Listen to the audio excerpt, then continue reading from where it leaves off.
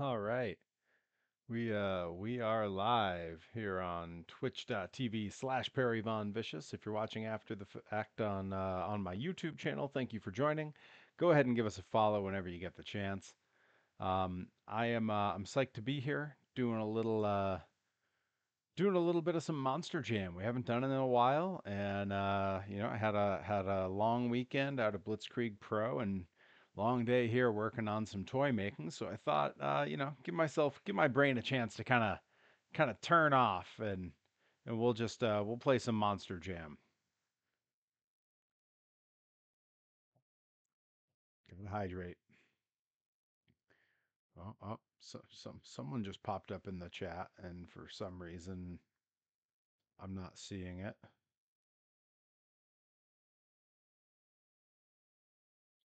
Well, hopefully that gets fixed.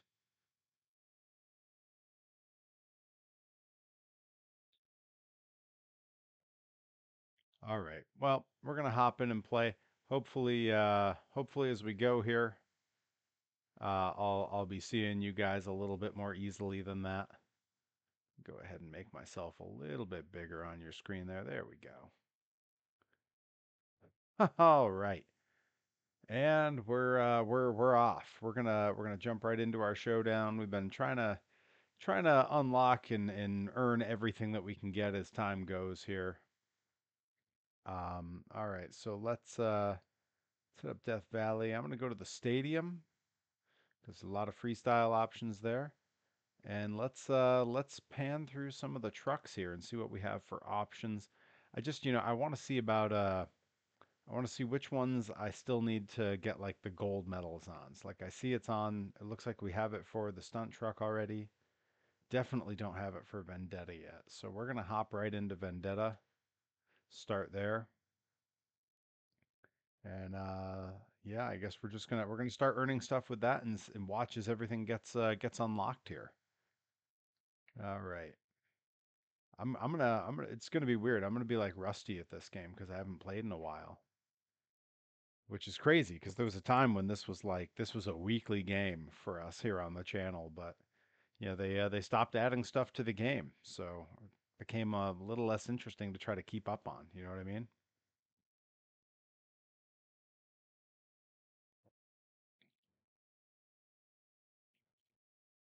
All right, here we go.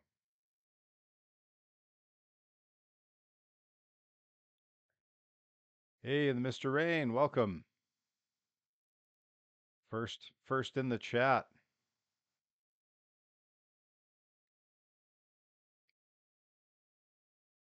I'm getting in real time. I'm getting text messages from Doctor Redacted.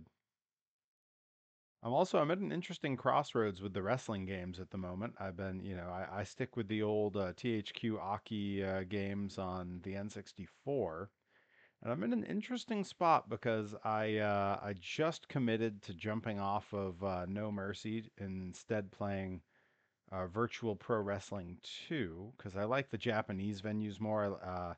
I have a modded version of the game that I like to play that has all kinds of characters from different eras and different places. So like you can play as John Cena, but you can also play as Ricky Dozan. So like, really wide-reaching roster there. And unfortunately, I decided I would just mess with the creator wrestler off chat because or off stream because I realized I didn't see anything in there for making female characters, and that was gonna make it hard for me to make like Delmi Exo or some of the Joshis that I'm a fan of. And yeah, sure enough, no female characters in that game, so it's pretty limiting when compared to like No Mercy. So I'm a little worried about that. Yeah, Mr. Rain, the mod for Virtual Pro 2 is easily found and easily run on an emulator. It's a mod. It's called the Freem mod, Freem, and I love that it was so easy to find and it was free. And I mean, I had it up and running in an afternoon. Hey, Bobby Gilbert's in the chat. Hey, bud. Got Nicka Beans rolling in. Yeah, the crew's all showing up now. Everybody's rolling in. It's Monday. It's early in the week. We're all just getting back in the flow of things. I get it. I spent a big portion of my day today uh, working on painting more figures. I made my way out to Blitzkrieg Pro this weekend and only had two finished figures that I could sell, plus the big display one if someone really wanted that. So I've been spending the day painting action figures and also printing the little grind championship belts to go with my figures. In order to get that and to make it happen the right way, I really needed a different material. That's right, Mr. Rain. That's right. Blitz was awesome. Bobby Gilbert wants to know, did I win? I did. I was in a 15-man battle royal to gain entry into the final match, a scramble match to determine the first ever Jensen champion at Blitzkrieg Pro. It's a new championship they're introducing. And upon my winning, I was given the details on what's going to go on there, and I can tell you that the final scramble to determine that champion will be happening October 8th. Or not October, excuse me, August 8th. It'll be happening August 8th, 8/8. Uh, I don't have the location of the show yet. My assumption is Enfield. I believe it's going to be at the Enfield, Connecticut venue. Blitz runs a few different places, so until they tell you, you're never totally sure. Yes, Nika Beans mentions that I've got a story from the Battle Royal this weekend. The Battle Royal I was in this weekend was maybe the single most chaotic match I've ever been in.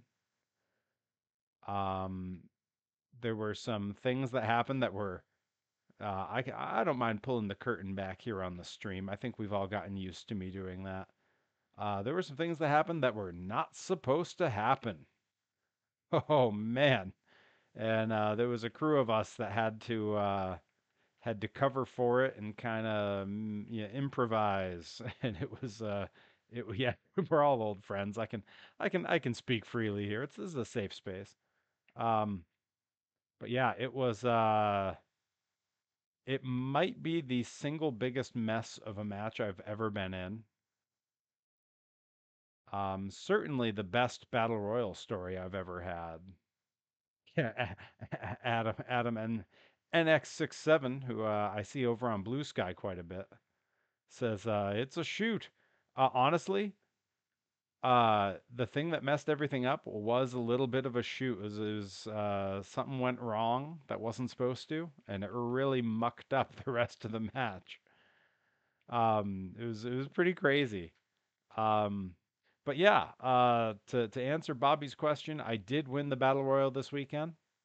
It was a big weekend over at Blitzkrieg. I love Blitzkrieg. What a crew over there, and what a show! There were some incredible matches on that show. Um, Sammy Diaz and Donovan Dijak had an amazing match. For those that follow the stream regularly, I was very excited that Dr. Redacted was going to be on the show hanging out, and he was going to wrestle Dijak. His flight ended up getting canceled, and there was not an alternate flight for him to get from Chicago because of the weather over in the Midwest. So he ended up having to miss the show. We had an epic battle of puns. That's right, we did. We had a great battle of puns with old school monster truck pictures. Hey, Rise in the house. Yes, airlines are the worst. It's crazy. Um, yeah, Sammy and Dijak was really good. CPA Andy Brown was really great. There was a three-way tag match that when it first started, I kept thinking like, this match isn't going to be for me. And by the end, I was out of my mind watching that match. Like there was some great stuff on that show.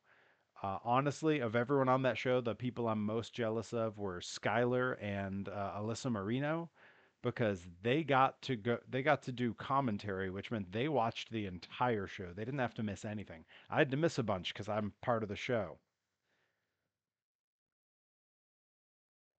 But yeah, spent a lot of time today painting more action figures so I can sell them this coming weekend when I defend my Grind Grand Championship at the main event at Pro Wrestling Grind in East Hampton, Massachusetts against the one and only Joseph A. Game Alexander.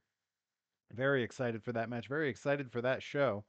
Let's see if I unlocked anything here. I'm waiting for the little achievements to pop up. All right, I need to get 3 million points with Vendetta to get the gold emblem, and I'm not quite there yet. So we're going to keep playing. We're going to keep playing as this one. Bobby Gilbert says, I heard the Hardys are coming to Limitless. Yeah, I saw that too. That's really exciting. I I know that show's not till later this year. I'm probably going to be at that show, almost certainly. Yeah, the Sydney Ichiban match was really crazy. When the lights went out, that was a lot of fun. Oh, there's metallic acrylic over at Dollar Tree. Thank you for the heads up, Nickabeans. That is good to know. I'm kind of flying through some of my metallics. Game idea: old school monster truck racing game, generic trucks to start. You can modify them. Old school favorites. Oh man. You know what, Adam N NX67 Adam? We're gonna have to have you tune in another time because over on BeamNG, the fine folks at beam-motorsports.com have made an army of old school monster trucks that are very faithfully recreated, just stunningly realistic, along with tracks. You can hook up to a pull sled on some of them. It's incredible. And I've played that on stream a little bit, and I'll do it again sometime. I'll be sure to give you a heads up when I do. See, more so the red and white that will appear like a different fabric. Oh, that is a big wink, wink, Nicka Beans. Thank you. Let's see. Rye says, no, the lights going out wasn't planned, but created a really special moment as they kept going. I was standing with Bobby Orlando when that happened. We were standing off to the side watching. We couldn't believe that they were still going the way they were with the lights out because those guys do crazy flips and giant dives and springboards and the kind of things where you have to see what you're doing. The precision is imperative to your safety and to just being able to do the move at all. And those guys didn't slow down for a second. That was crazy. Absolutely crazy. It was awesome. Very cool. Um, yeah, yeah. I am looking forward to this weekend though. Pro wrestling grind. I there was some talk. Johnny Torres wanted to get the grind roster together to on Sunday because a lot of the roster stays over at Rip's house after the show. Wanted to get everyone together on Sunday to try to go to Fenway to a Red Sox game. And I've not been to a Sox game, geez, since I was in middle school probably. And I was all about it. I don't know if it's still happening. I know a lot of the grind roster has to be over at Power Pro Lucha the next day, so they're going to be in like Philly. So I don't know if it's going to be able to happen. I know Andy Brown and Alyssa have to get back for that show, and so does Spike. So there's not a ton of the regulars that get to hang around. I believe Skyros and Mooney both have shows the next day. So the roster's in demand, but it is going to slow down our ability to have extracurriculars and go do other stuff. Hey, Mr. Man in the chat, welcome, my friend. We're doing good. We're unpacking the weekend of wrestling that I just had. Yeah, it was cool. Got to hang out with a bunch of the homies. Rye and Nicka Beans were there. Always cool to have them pop by and say hello, and always happy to have them in the crowd cheering me on. And a bunch of cool 50 Cal, who's a wrestler at Blitzkrieg. For those who don't know, is also a firefighter, and he had what seemed to be every firefighter he knows in the state of Massachusetts in the audience hanging out. And yeah, they were all buying merch and just having a great time. Like it seemed like most of them had never been to a show before. Thank you, Mr. Man. Yeah, I'm real happy with how the toys turned out. I was just saying earlier on the stream, I spent most of the day painting more because I need more for this weekend. And I got a very special. I had to get a special, different kind of 3D print resin so that I could make a flexible plastic. And I used it to make little replicas of the Grind Championship belt that are going to go with my figures this weekend. I'm real happy with how those turned out, and I can't wait to post some pictures of that too. I just wanted to have more of them done before I put it up because I don't want to get a lot of people's hopes up and then not have them. But yeah, I can confirm that this weekend at Pro Wrestling Grind, I will have Perry figures with their matching Pro Wrestling Grind Grand Championship replica belts and Pro Wrestling Grind play sets of the iconic Pro Wrestling Grind entryway doors that look like the old WCW Saturday Night doors. Boy, I am not letting the overtime run out on this. Look at that times 47. Holy cow. This is going to be this is probably going to be like a record for me on number of points in a single run. Like at some point I have to end it, but it's not making me. So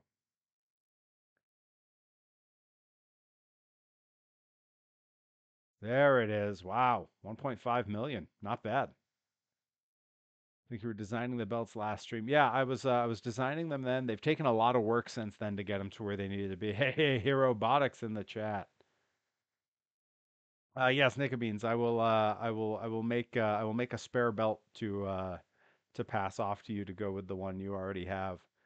Um, Thankfully, the material I have to print them out of um, is not inexpensive resin. It's fairly expensive because of its flexible properties.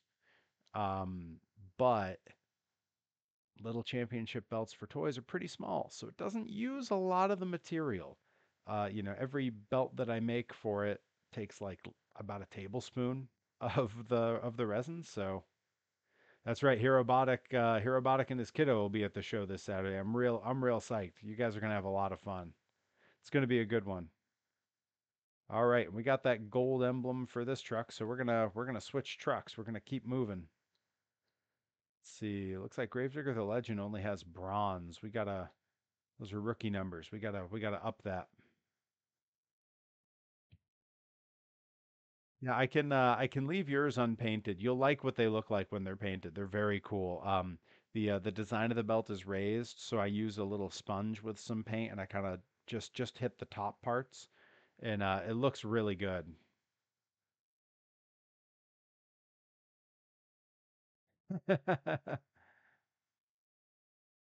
Yeah, this is gonna be a good show this weekend. There's a lot of good matches booked on it. I'm very excited to see a lot of it. But now that we got a crew here, I don't mind divulging some behind the scenes stuff from the match this past weekend. Um, so I was in a battle royal, about 15 people in it, give or take. Uh, and I'm winning the battle royal. And again, I'm pulling the curtain completely back. So if you do not like kayfabe being broken here, if you do not want to know the inner workings of professional wrestling and how all that goes down, this is your warning to not listen for the next minute or so. Um, so at the end, we had the final four selected, and more than that, we had the final two selected. Me and the person who would be the last person. And about 2 minutes into this battle royal, I look up and see the guy who's supposed to be last with me get eliminated from the battle royal in spectacular fashion. He seemed to slip off the apron and took that gnarly Mick Foley Nestea plunge bump. And it was the grossest sound, and it looked like it hurt so bad. And there was a whole complicated back end to this match that had been called. There was going to be big moves that were happening, double teams, like some storyline stuff happening, but it all required that the right people be there. And when he got eliminated, I looked to the other three who were supposed to be in at the end, or the other two who were supposed to be in at the end to make us a final four, and I just got deer in the headlights from everybody else in the ring. So I spent the rest of that battle royal making my way around to those guys and improvise calling a new finish to the end of the match. And I will say, it wound up being me and this kid who's a great wrestler. His name's Ash. He's a trainee of AR Fox, very talented, great dude. We ended up being the final two, which was not the initial plan. But because of where we were throughout the match, I was not able to talk to him about what we were doing at the end. He just knew I was winning. So I had to give him a parry go round on the fly, a move that he's never seen before or heard of before. That's a big move, a big bump. And I just had to give it to him with no warning and not explain it to him.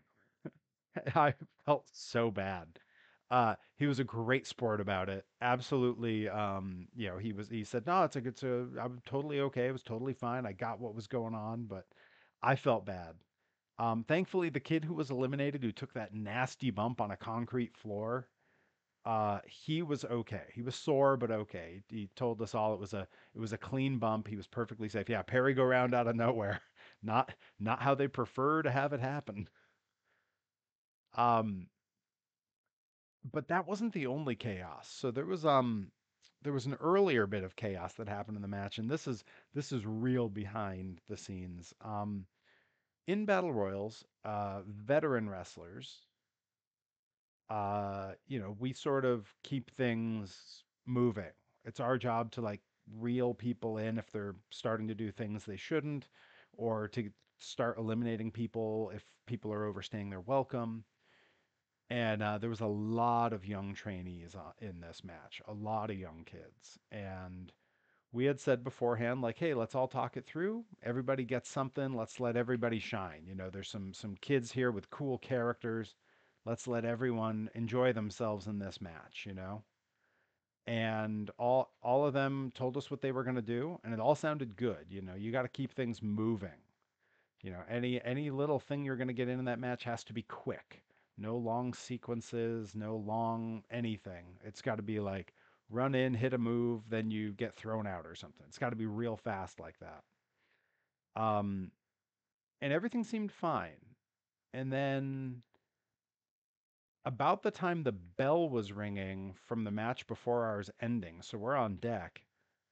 Um, I started noticing a bunch of these kids were like practicing long sequences and spots in the locker room. Like that was what they were going to be doing in the match. But it was too late to talk to them and change their minds because we were about to go out.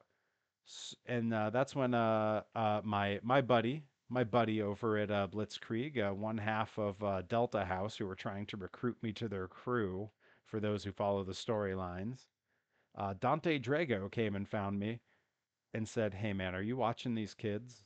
And I was like, "Yeah." And he was like, "Are you worried?" And I was like, "I'm a bit worried." And I told him, "All right, here's what we're gonna do." And we went and we grabbed Ash, who wound up in there at the end with me. We went and we grabbed 50 Cal, who was in at the end with me. And we went and grabbed Nick Robles, who's the other half of Delta House. And we had a very quick powwow and essentially all agreed, like, look, let's just keep an eye on these kids. If they start running some long extended spot that is ruining the flow of the match, grab them and, for the sake of not hurting their feelings, lie to them. Grab them and tell them, hey, the ref says we got to take it home, and then throw them out of the ring.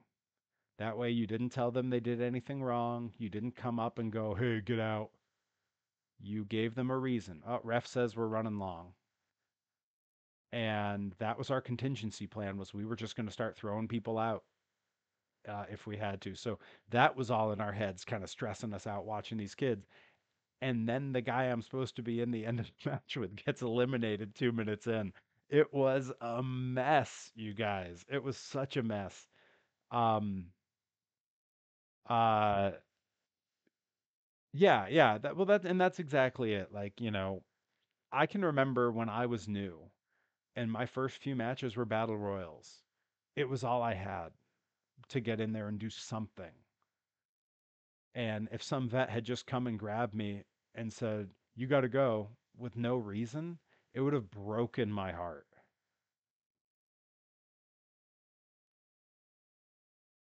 Yeah, yeah, yeah. Well, the thing is, the refs there are very experienced, and I think they would have got what we were doing. So I wasn't too worried about that. Also, the kids would never ask; they would just assume there was no time.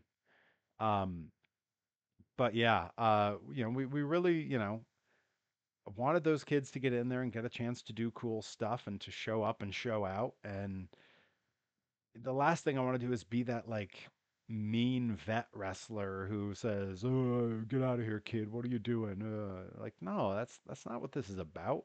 Especially not at Blitzkrieg, you know? Blitzkrieg's a party vibe, and it's that way not just for the fans, it's that way for the performers. So the last thing I'm ever gonna do is try to mess with that.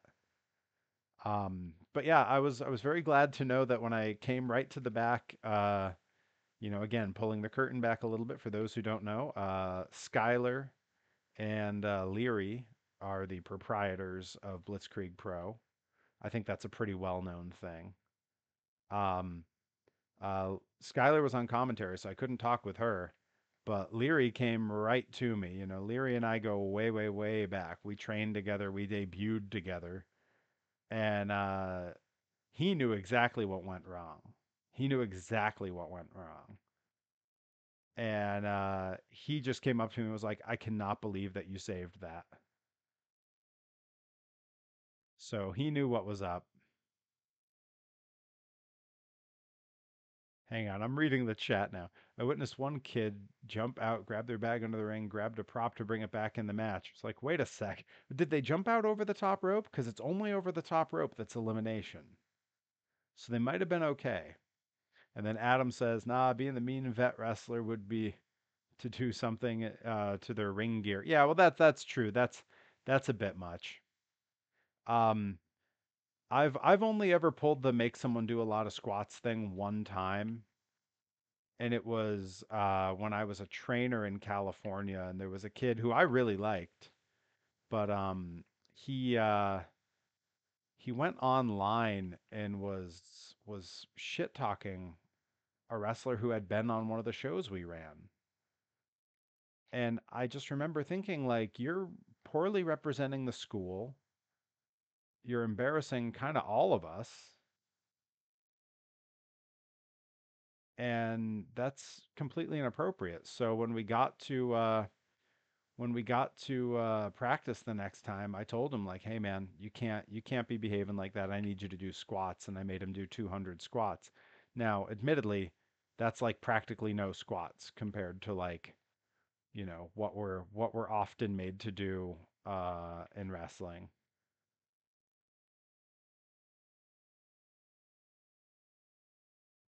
And even he was completely like he totally understood. And I even didn't make a big deal out of it in front of like the other students. I wanted it to be like it was a lesson for him.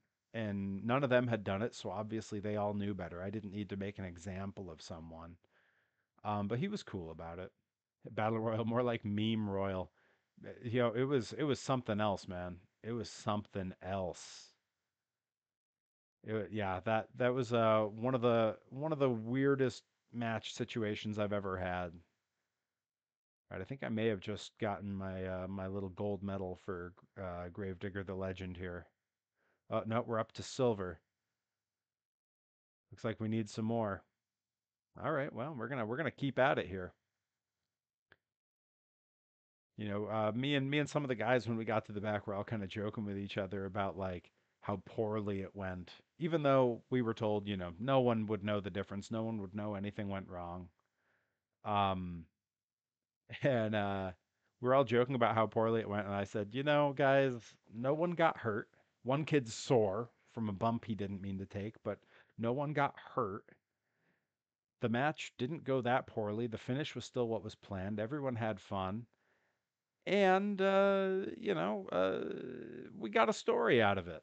So, it's not that bad. Like you got to find the bright side because you can't change what happened. It was my very zen outlook on that match. Yeah, exactly. Like I think anyone watching who didn't know what the plan was would never know that something went wrong. Battle royals aren't really necessarily known for being terribly exciting matches in a lot of ways, you know. They're kind of just a mess of bodies most of the time. I mean, I had fun through the chaos. I was a little stressed at points because of everything that was happening, but worse things have happened.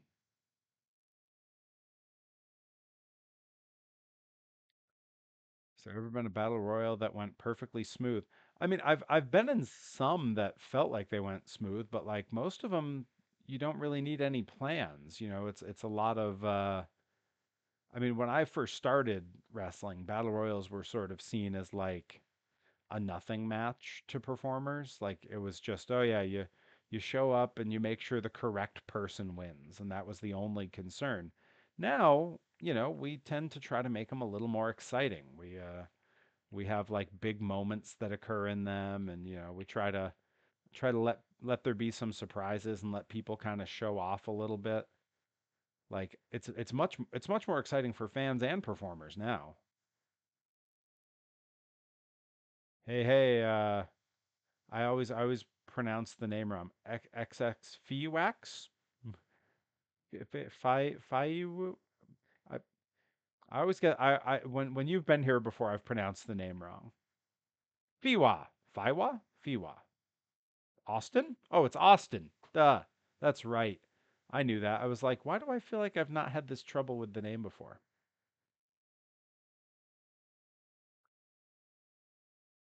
Yeah. So Adam, the idea if he gets eliminated and then sneaks back in, Skylar, who was on commentary, actually told us after that when she found out that that was what happened, it was pretty quick. It was within a couple seconds. She found out that that was what went wrong. She messaged Leary to try to get word to one of the refs to tell him to do exactly that. Just slip back in when the refs aren't looking. Yeah, word just didn't get back to him fast enough for that idea. But it's fine. Yeah, we got there. We made it work. Anyone who saw my Instagram story today saw the clip of me hitting Ash with the Perry go round and then eliminating him at the end. And we got the story elements that needed to be there were there. Um, this is the two guys from Delta House, Dante Drago and Nick Robles. They want me to join their little crew, and they're good kids who mean well, but they're not at all my scene. So I think a lot of people see it as like a weird fit, which is kind of exactly the point. And we had a lot of weird moments in the match of them trying to like be my friends. I think at different points they both saved me. There was one moment where me and Nick Robles were both out on the apron, on the edge of being eliminated, and Ash came running at me to knock me off the apron, and Robles shoved me out of harm's way. Um, sort of a get down, Mr. President kind of moment. And that was really cool. And then at the end, Ash almost eliminated me, but Dante was on the outside and caught my legs and pushed me back in, saving me for the match. So pretty cool. Pretty cool how it all worked out. Yeah, guy went splat. Dean Von Vicious.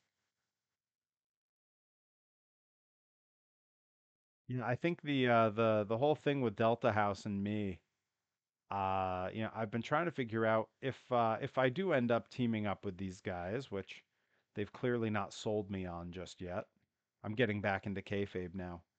How exactly I fit in there, and the best I can figure is maybe I'm just a good influence for them, because their whole thing is that they're a couple of frat boys, but like, how do I fit into that? The 40-year-old guy who is a 40-year-old guy who's a straight edge. How do I fit into the frat? Like I graduated college almost 20 years ago. Are they faces? Are they baby faces? They're an interesting. Crossroads at Blitzkrieg where they're heels per se, but they're enjoyable heels, and everyone kind of their shtick, their persona is very lively and energetic, and they're pretty funny. So people kind of cheer for him anyway. And I feel like if end up teaming with them, if we end up becoming some kind of crew, that they'll just have to be baby faces. They're so close to it now, and they've saved me a bunch of times, and I'm definitely a baby face there. They've come to my rescue a bunch of times. So if that's not baby face behavior, I don't know what is. Uh, I hate going to the party. I'm just there to pick them up. Yeah, yeah. I'm just there. I'm the designated driver. I'm just there to give people a ride. I think it'll be the kind of thing where like maybe we do some vignettes. They try to show me like what they're up to. One of them is rocker boy Nick Robles, and he plays a cowbell, and he's a rock guy. And then the other one, Dante Drago, is he's more the frat boy. He comes out with the frat paddle and stuff. So like maybe they're trying to show me what they're into, and maybe we do a vignette where I take them to Monster Jam. That'd be pretty cool, right?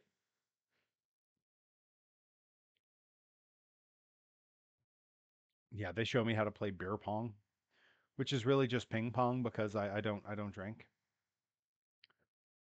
And I teach them how to just like calm down a little bit. They are anyone who's I could be the good influence on them. I agree. Yeah, coffee pong. Yo, iced coffee pong. Let's go. Let's go. It's the exact opposite of beer pong. Instead of a downer, it's an upper. Gonna be wired.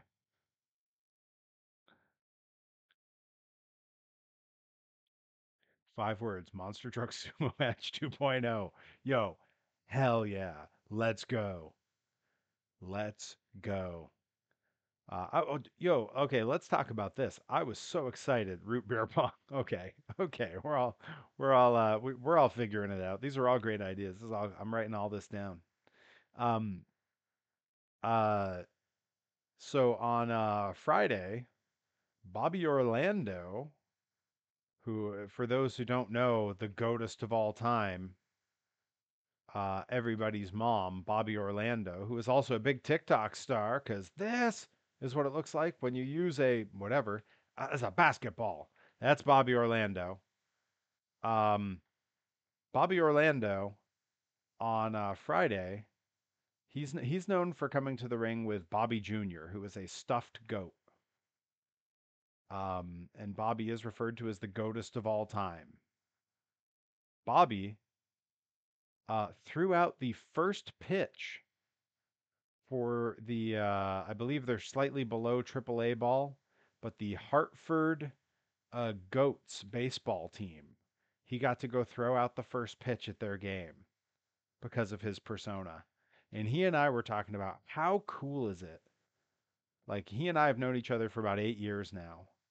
How cool is it that because of our silly little gimmicks and our goofy little ideas that we do in wrestling, that he got to throw out the first pitch at a baseball game. I got to drive a monster truck and do the Gentlemen Start Your Engines to kick off an all-star monster truck show last year.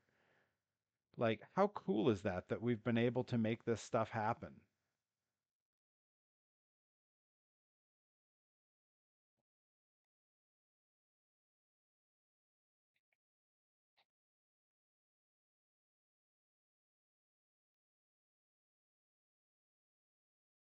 But yeah, just really neat that we've been able to swing these ridiculous ideas with our pro wrestling personas.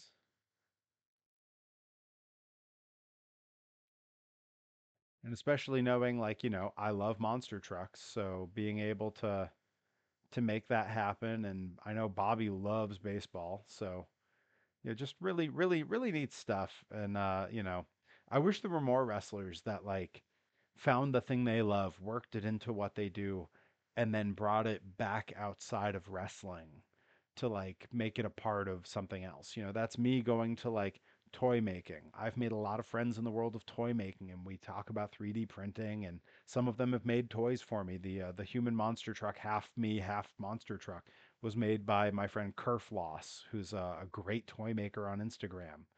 I met the guys from All Star Monster Trucks, and I got to be a part of their show. Um, Bobby Orlando with his goat gimmick got to throw out the first pitch at a game. Just really awesome that people spin these things and get to do weird stuff, and I wish I saw more of it. I do see more of it now certainly than when I started. Bobby Gilbert says if I was a wrestler, I'd be the human stock car. I've heard worse ideas. There's a GCW wrestler who races stock cars. Oh wow, what's his name? He was tagging with Alec Price till he got injured. Someone remind me his name because I know him and we've met a bunch of times, but I'm blanking for some reason.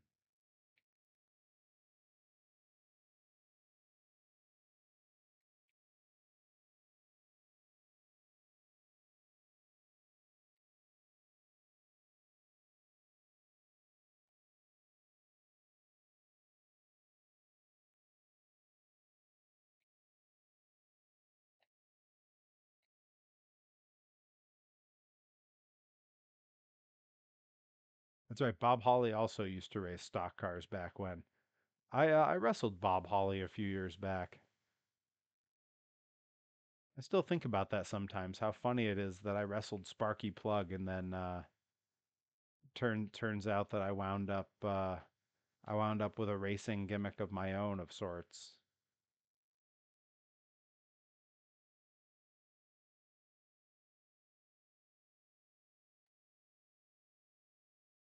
I think that era of Bob Holly when he was Sparky Plug, I think that is highly underrated. There's a lot of wrestling that went on during that era that I think was much better than we give it credit for. Jeff Jarrett was on fire during that era. 1 2 3 Kid was just getting rolling. Like there was some great stuff going on then.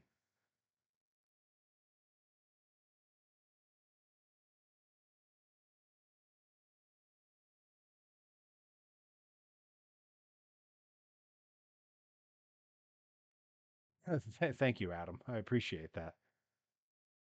Austin says, heard you wrestled a legend in Japan. Depending on how you put it, I wrestled a number of legends in Japan, but I'm assuming that you're referring to Tajiri.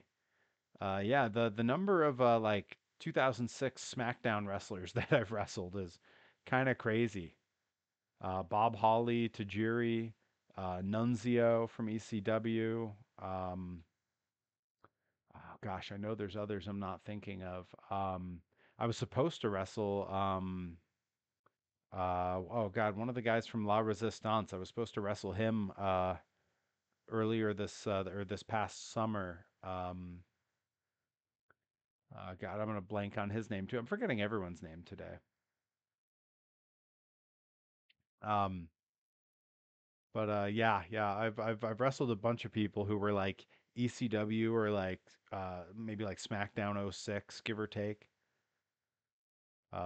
Had my in-ring moment with Ricky the Dragon Steamboat a number of years ago where he bumped me all around. That was pretty cool. Let's see, did I end up with enough points here? Probably not, right? Not even close. Yeah, we're like halfway there. Okay, let's jump to a regular freestyle here. There we go. Had any have I had any other names in wrestling? The So I've used Perry Von Vicious since my first match, but there were three occasions where I wrestled under different names. Um, I had two matches where I wrestled at this very small charity company that was based out here in Massachusetts. This is before I moved away to California. Oh, I'll tell the sumo story after. Man, I've been enjoying the May Ba show out in Japan, watching every day, watching the updates from NHK in Tokyo, finding out what's going on in the sumo tournament. Sorry, I get distracted easy. Um, but yeah, I had two matches where I was told at the last minute at the first one, "Hey, you're going to be a babyface here." And when I say told at the last minute, I mean my opponent was already walking to the ring. and they said, "Oh, you're going to be a babyface here, so you need a different name. We don't like Perry Von Vicious for a babyface name," which is crazy because now I've been a babyface for 5 years, some of the biggest success I've had in wrestling, and I'm still using the name. Um, but they told me that like literally as I'm going through the curtain, they're like, "We need a different name to give to the announcer. What do you got?" And I was like, "Well, all my tights say Vicious on them, so like, why am I changing the name?" And they were like, "Just come up with something else." And I was like, Vicious. And then in real life, I have one sibling. I have a brother who's about a year younger than me, and his name is Andy. And so I said, Vicious, Andy, Licious. So I was Vicious Andy Licious for 2 matches back in 2008. Um, and then I did a lucha show in Tijuana, Mexico, at a small flea market. I say small flea market. There was 500 people around the ring in Tijuana, Mexico. Uh, teaming with who we would now know as Dark Sheik against the Stoner Brothers, and they told me right before I went out. They said, "Hey, like this is like 5 minutes before we're supposed to go out." They said, "Hey, our ring announcer is Spanish and really can't pronounce the word vicious too well. Um, can you use a different last name?" And I had nothing. I had no idea. I had nothing. And Sheik just goes, "Be Perry Von Warrior." They know that word. And I was like, "Oh, okay." So suddenly I'm Perry Von Warrior. Sheik used to wear a long one of those like floor length vests to the ring, kind of like what Ultimate Warrior wore. So she gave that to me to wear to the ring, along with a bunch of tassels. And there's a wrestler there named El Chupacabra who still wrestles for Hood Slam. He came running over with his face paint and painted my face up like Ultimate Warrior. And I just got in the match and did all of Ultimate Warrior's moves. Literally did all of them. The running tackles, the like pumping the fist on the entrance. I think they even played Ultimate Warrior's music for the entrance. It was really goofy. Um, are those able to be watched? I can say that that match, the Perry Von Warrior match, is 100% buried on my YouTube channel somewhere. It is live and on YouTube somewhere. I would have to myself dig around for it a bit, but I believe, if memory serves correct, the finish was me hitting the Warrior Splash on one of the Stoner brothers. We had a good time with that one.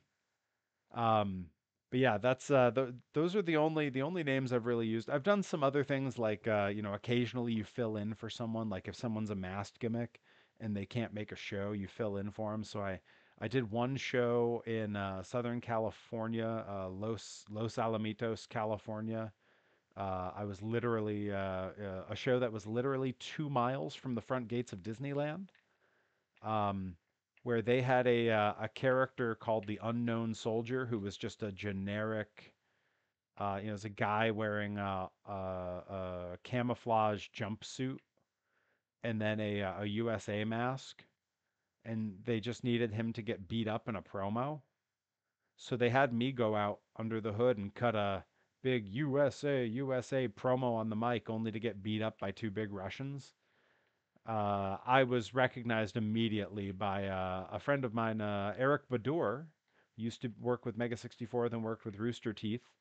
Now they just announced today he's producing a podcast with Scorpio Sky. Um, he was in the crowd coming to see me wrestle, and he recognized me immediately, even with the mask and everything. Um, yeah, that was a fun show. I opened that show working with my best friend Levi Shapiro. We had a great old school match, really fun. Then I came back and they said, "Hey, we need you to put this on and go out there and get hit with a chain and a Russian leg sweep and a super kick." And I said, "Okay." And then after that, I'm outside catching my breath, trying to feel warm because it was cold outside and it's hard to get your breath. And I I just happened to look up and see fireworks, and I said, "Well, what's that? It's March. Why are there fireworks?"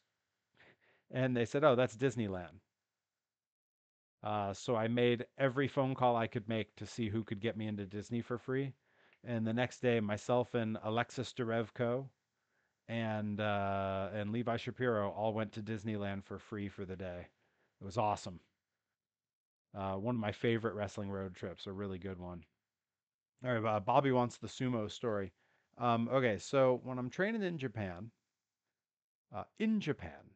that's how Tajiri would start a lot of his thoughts when he would talk to us. In Japan.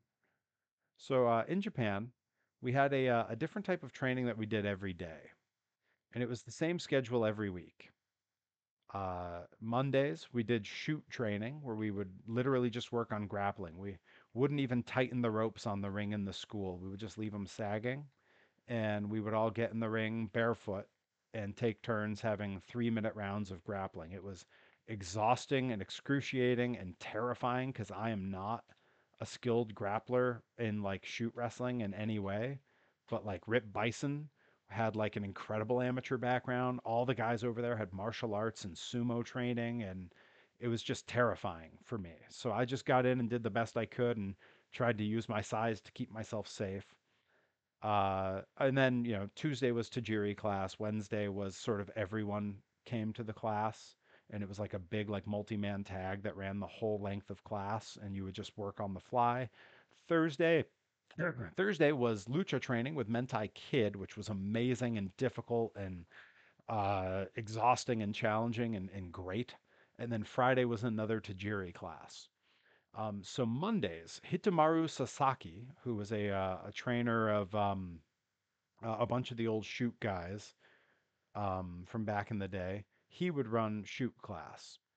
And we had our whole shoot class, and then he said, "Hey, let's do something fun to end shoot class. We're going to do sumo." And like I knew what sumo wrestling was, and so did Rip, but like we didn't know what it meant to say, like, let's do sumo to end class. And basically, what it meant was two people hop in the ring, and it's sumo rules.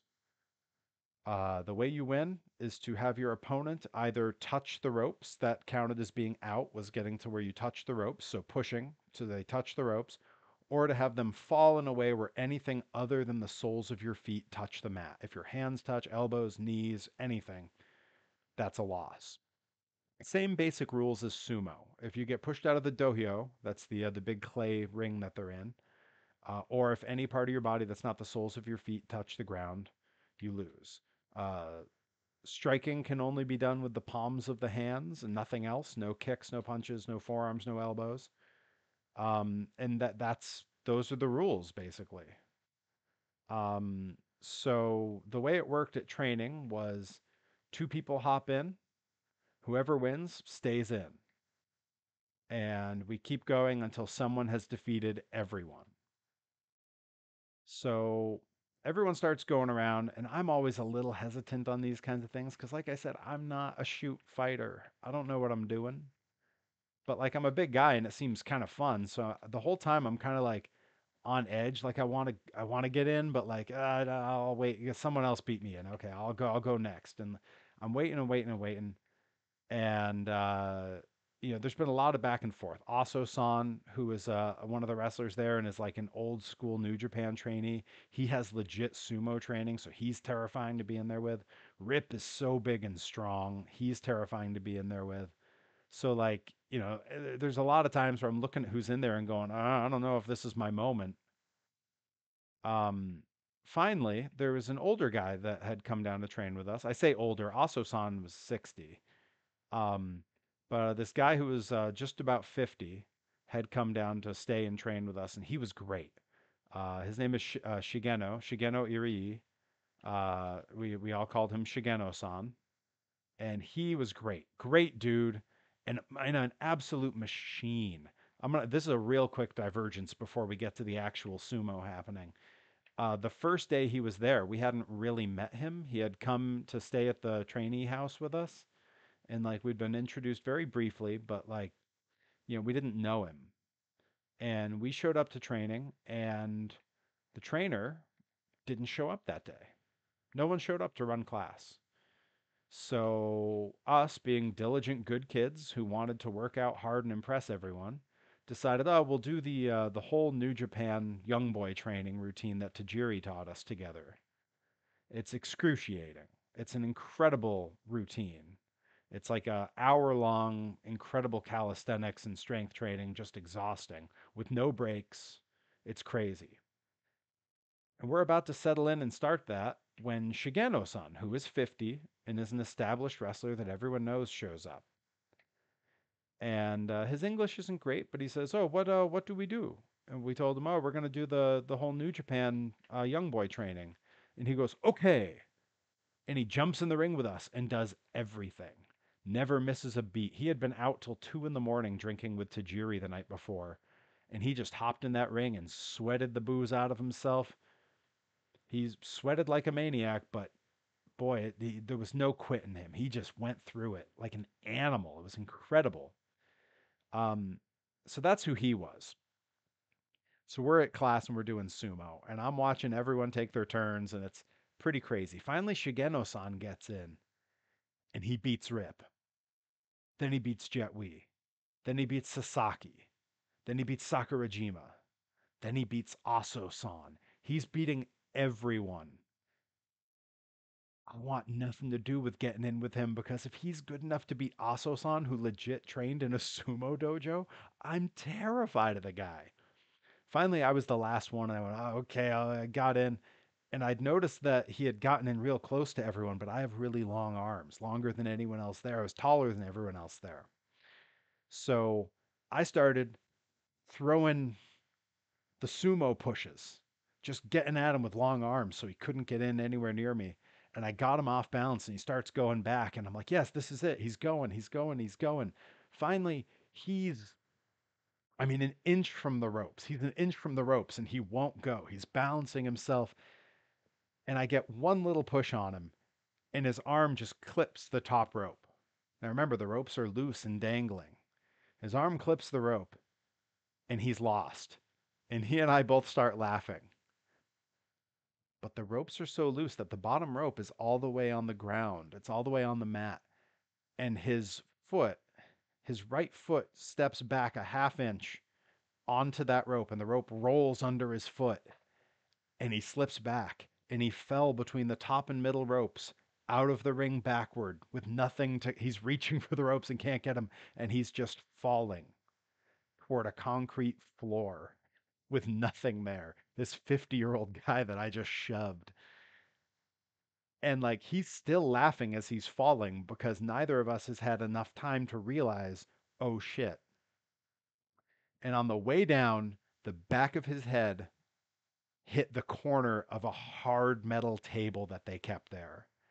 And it split the skin on his head open badly. And he was bleeding a lot. And he had to go to the hospital and he needed like 14 stitches. He didn't miss any shows. He still wrestled. But like, yeah, accidentally just messed up this dude who had like quickly become a good friend to all of us. Uh, we didn't do any sumo after that, and they all kind of jokingly declared me the winner. I felt so bad. Uh, the next day, we show up to training, and or I guess the next day we show up to Tajiri class on Tuesday. We do the whole class with him. Nothing is said. I've still not seen Shigeno-san. He hasn't, we haven't crossed paths, even though we're staying in the same house, and no one says anything. But the next day on Wednesday, we're doing our big multi-man tag match with everyone who's there, and we're playing the heels. And when I get tagged out, Mentai Kid is on the babyface team, and he's on the apron just shouting, "No, Perry, you bad, you bad, you go jail, you maybe go Japanese jail, you kill Shigeno-san." Oh, okay. And that was the beginning of it. That was like the floodgates opened and all the Japanese guys just started mocking me all the time. I would get in the ring with them to square off, and they would get down in the sumo stance like they were coming at me. Just just just giving me such a hard time. Shigeno-san by then he and I had I'd run into him and he was laughing about it and saying, of course, no, no, no, it's accident. It was, we should have tightened the ropes. And he was totally cool, but like, oh man, like just they were just mocking me so bad. It was pretty great. Yeah, a few days later, I went into the company office because we had to get our paychecks, and I walked in, and the company owner, Chikuzan, goes to hand me my check, and then stops for a second, and he goes, maybe we give your money to Shigeno-san."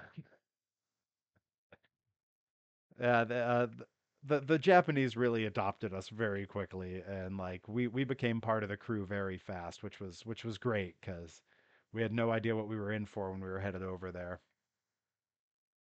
I do miss it. I'd love to go back and see everyone again. But since then we have had Jetwe and we have had Kodai. They've both come over and they've wrestled here. I got to wrestle them up in Maine for Limitless, and they wrestled at Grind. And I've spoiled it on the stream here, but it sounds like those guys are going to be back this year. So pretty psyched. It's fun to get to see all the friends again. Yeah. Well, what's crazy is like a few days later, uh Jet was great at grind, and Jet is so good. I'm so proud of him. He's done such like great work. Um But yeah, what's crazy is right after that sumo thing happened, like just a few days later, I had bought myself a ticket to go to the Grand Sumo Championships in Fukuoka. They the last basho of the year every year is in Fukuoka, and it's a 15-day tournament. I was there on day 12 of 15 at the finals for the year, and I had a very strange, conflicted feeling because I went alone. Rip didn't come, Jet didn't come, no one else was going. I had a very conflicted feeling going to this sumo show, knowing what had just happened with my friends. Um, but I had a great time at the sumo show. It was an incredible experience and turned me into a lifelong fan of sumo. I really do watch. I watch the Basho highlights as every tournament happens. For those who don't know, the NHK channel, which is essentially Japan's equivalent of like PBS, they cover sumo wrestling during all the tournaments all year, and every day of each tournament they upload a half hour to 40 minute. Here's the highlights. Here's just the matches that were like a big deal or something cool happened, or here's the like important rikishi that we're following to see like who might get a promotion up to the next level, who might make yokozuna.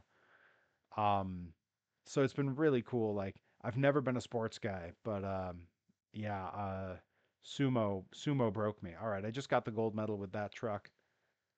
Are there medals for this truck? Like I don't see. Well, maybe there is. Maybe I just haven't played as Jester yet. All right, well, no time like the present.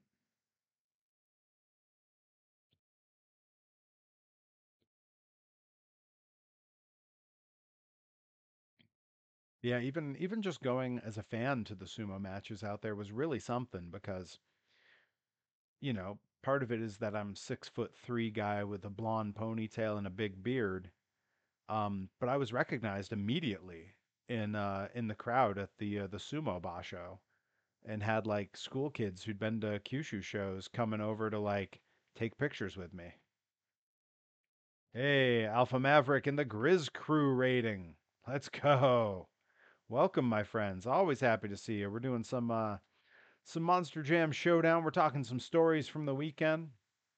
I know the Grizz Crew didn't make it to Blitz this weekend, but you can rest easy that old Pear Bear pulled it off.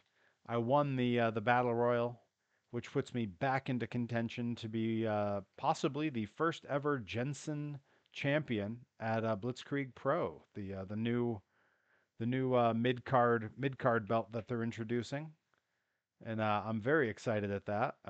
There was you'll also be happy to know that Dante Drago and Nick Robles continue to try to be my friends, and They're good kids, but man, they're a lot. They're a lot.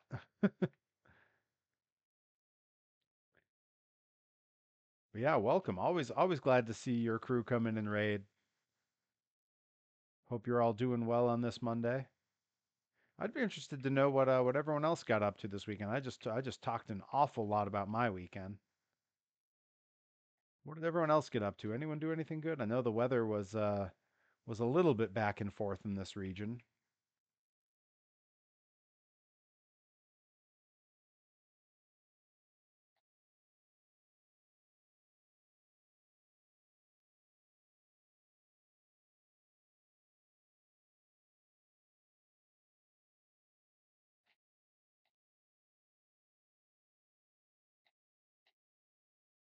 That's right. Bobby Gilbert had his figure promotion working. Oh, Rye's working on the scooter. Yes. That's right. You had the drive belt went on you, which seriously, when I saw that picture on Twitter, that's one of the craziest things I've seen. That was totally wild.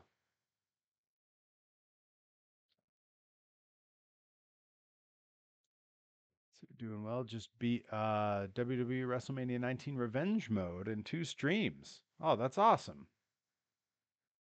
See, hang on, I'm scrolling back up. Oh, Rye made it to Brimfield on Sunday. That's awesome. I told Rye and Nikki about this when I saw them at Blitzkrieg. Um, I was heartbroken. My wife and I always go to Brimfield, and this time we just decided we weren't going to head out to the Brimfield Antique Fair this time. We'd kind of seen everything. But if there was a day we were going to go, it was looking like it was going to be this past Thursday. We didn't go. And then Thursday night, I'm going to sleep, and all I see on TikTok is people posting that they were at Brimfield and they saw Phoebe Bridgers and Bo Burnham walking around Brimfield. And there were pictures, and I'm so jealous because that would have been so cool. Yeah. Let's see. Adam says, went to my uncle and aunt's 50th wedding anniversary party Saturday and helped dad change batteries in our race cars. Yo, that's awesome. Some weekends are for the fam. I get that. Let's see. And oh, Bobby says, Perry, you gave me a good idea. What idea did I give you, Bobby? Let's hear it.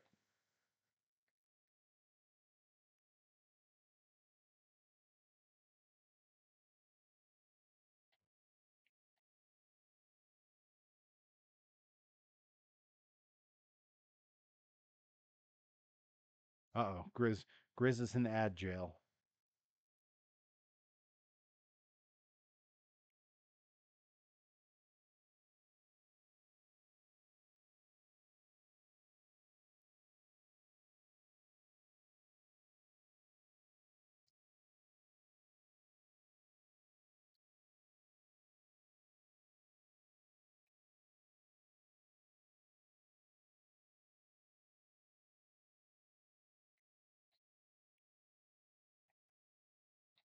Adam mentioned race cars, and that got Bobby's attention. A sumo tournament in the figure promotion. Winner gets a world championship match. Oh, it's sort of like the brawl for all, but instead of boxing, it's sumo. I like that.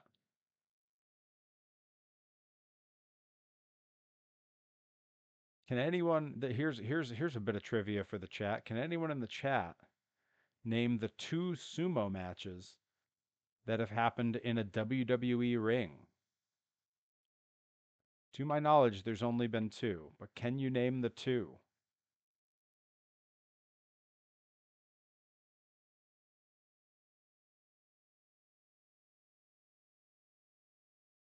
It's a hard one.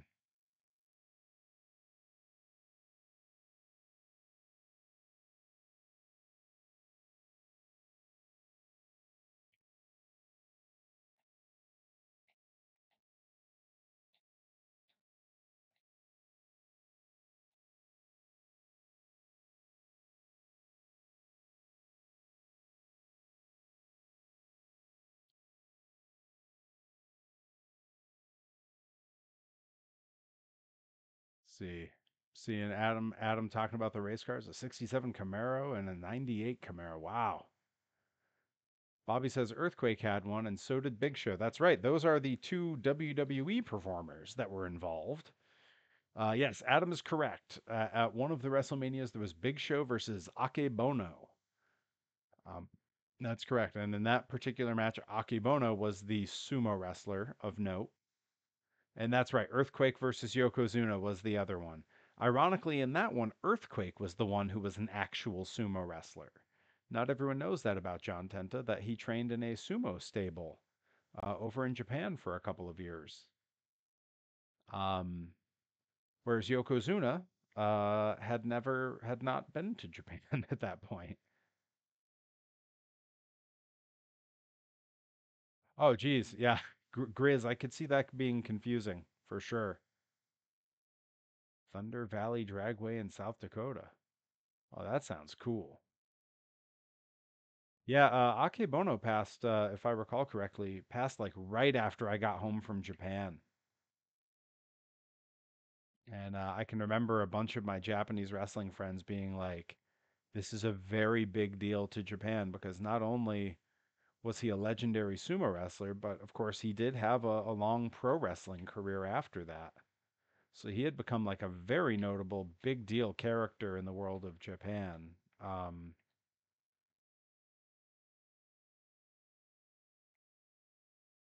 Always got to have some Simpsons references on the stream. Always. Bert? Bort? Come on. Mom, can I get one of these? No, come along, Bort. Were you talking to me? No, my son is also named Bort. That's right, because Kenny Omega did a fair bit of work with Akebono because they were both involved in some comedy feds over in Japan. Not everyone would know that Akebono was in a lot of comedy wrestling matches. Yep, they did a bunch in DDT, and they also did some in another promotion a few years earlier. I'm forgetting the name. The Bort, the Bort Plate in Illinois. I love that that's a joke people can make real. The Aurora Borealis joke. Yep, localized entirely in your kitchen. May I see it? No.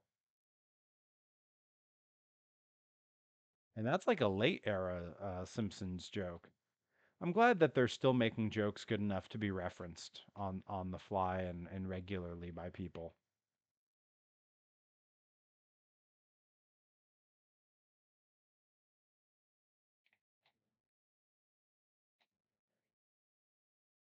Probably misses his old glasses. Yeah, for those who might not know, because you got to know who's around that really wants to make the jokes from the same TV shows as you. Like that's where you find your tribe, I think. Um, for those in our area that go to the shows, Ref Gina is like an encyclopedia for The Simpsons. Ref Gina and Top Shelf Troy Nelson are really like Simpsons encyclopedias. It's incredible. Let's see, Ryan and I have been watching more Simpsons lately. Hell yeah. I may take a spin through a bunch of The Simpsons soon too. I've been I've been mooching off Rise Peacock for a while, watching a bunch of stuff over there. But knowing that the entirety of The Simpsons is on Disney Plus, I've really thought about it. Bobby says Akebono was the only person Kenny could never hit the one-winged angel on. Well, yeah, I could see that being difficult. He's a heavy boy. I don't know that he could do it to Big Show, but as far as people he's actually been in the ring with, yeah, I could see that. Adam says, I think it was more early years. Granted, the early years to you is probably everything before 2000. That's right. Early years to me is everything before like 1997. Um, let's see, and Nickamine says, do you think she would appreciate a figure or two? Of Simpsons figures? Almost certainly. I myself have three action figures from the Simpsons line. They are all celebrity guests. I have Penn and Teller, and I have Weird Al Yankovic. And I actually have, there's two Weird Al Yankovics. There is Al with the mustache, that's early Al. And there is Al with no mustache and no glasses, that's later era Al. That was a Comic Con exclusive. But of course, as we know, anyone who was present for my Weird Al merch stream some months ago, you know that when it comes to Weird Al, if you can name a piece of merch, odds are I have it.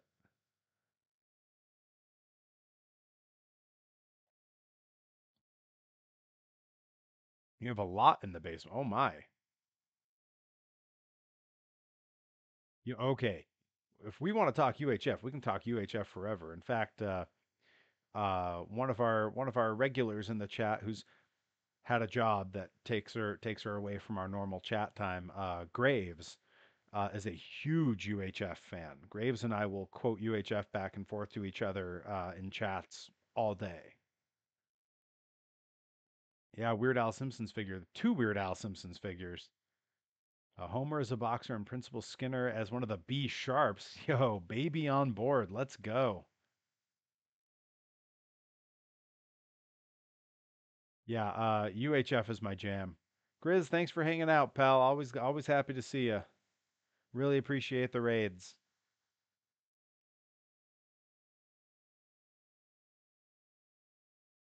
Bum bum baby on board. How I adore that sign on my car's window pane. Ah, boom boom boom. Yeah, I had a number of friends in high school that we were in select choir together, and we would use Baby on Board as our warm up. Really annoyed a bunch of the less nerdy kids that were in choir with us because they didn't know what the heck we were singing or why it made us laugh so much or why we would finish singing the song and say things to each other like, "Thanks, and I hope we pass the audition."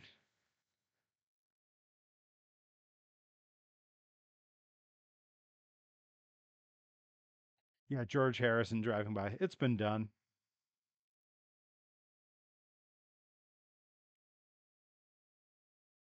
Yeah, when it comes to Weird Al figures, it's there's a few options now.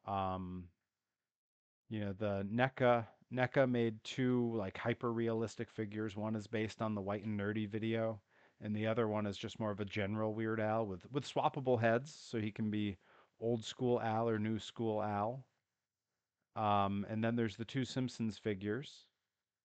Uh, there's two Funko Pops, a sort of classic Weird Al and a Weird Al from the Fat video. And then there's it's debated on whether it counts as a Weird Al figure. I don't have them because to me it doesn't totally count.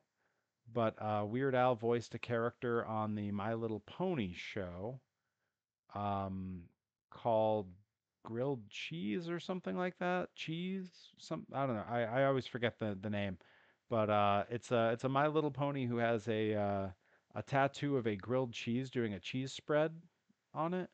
But the grilled cheese being pulled apart with the cheese spread in between looks, oh yeah, cheese sandwich. The grilled cheese being pulled apart looks an awful lot like an accordion being played. And so there's a couple toys of that figure that some people consider to be Weird Al figures. I think you'd have a hard time selling me on that.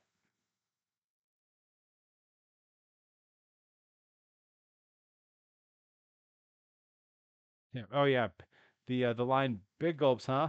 All right. Well, see ya. Me and Johnny Torres say that all the time. In fact, anytime we're on the road together and we stop at like a truck stop or something, grab something to eat, we always say it to each other as we're leaving the little convenience store headed back to the car. And Rip and I actually would say it to each other when we would leave the convenies in Japan to walk back to the dojo. Oh yeah, oh Torres will pop for that for sure. Hey guys, big gulps, huh? All right. Well, see you later.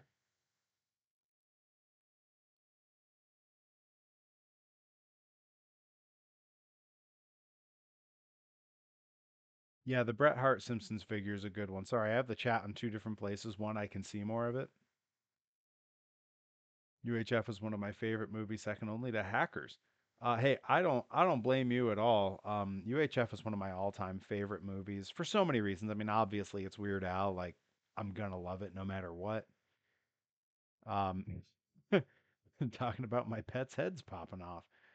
Um, yeah, UHF to me is one of the truly great films. The big speech, Stanley Spadowski when he's talking about his mop and he goes on TV.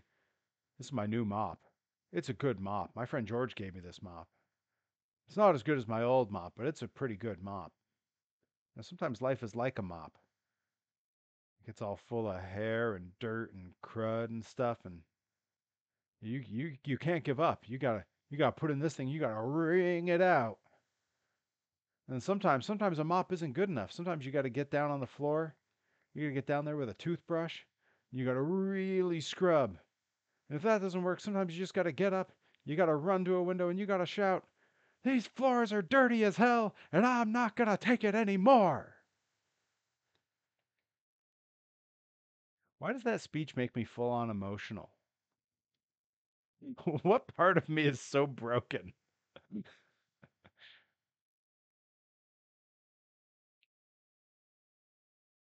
Hey kids, where do you want to go? That's right, to Uncle Nutsy's clubhouse. I want to go home. Shut up, you little weasel.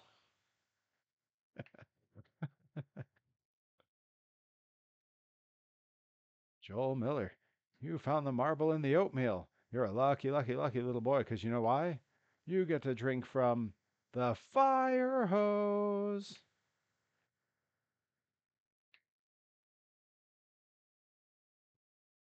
You really, really can't get me started on UHF. It'll just ruin the rest of the stream. I'll just be quoting the movie the rest of the stream. There's just one place to go for all your spatula needs. Spatula City, Spatula City. Ba-doom, doom, doom, doom, doom, doom. I have a Spatula City t-shirt that I love to wear. Maybe I'll wear it to grind this week. I gotta wear the grind shirt. I'm the champion. Gotta represent or whatever.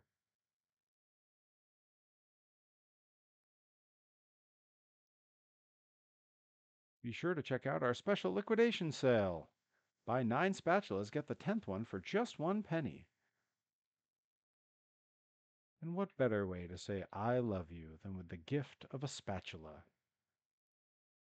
Supplies. Hey, Cooney. Hey, George. Beginner's class, huh? Yeah, they're so stupid.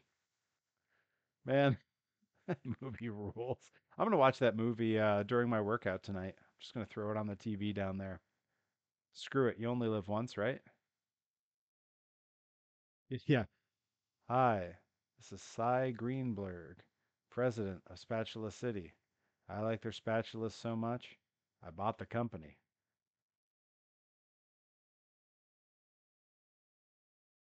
Spatula City, we sell spatulas, and that's all.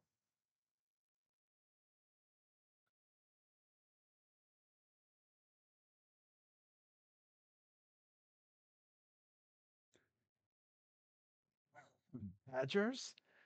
We don't need no stinking badgers. All right, Hero Broddick, thanks for hanging out, bud. Talk to you soon, and certainly see you on Saturday. I did get your message that you won't need me on Thursday, but I will see you on Saturday.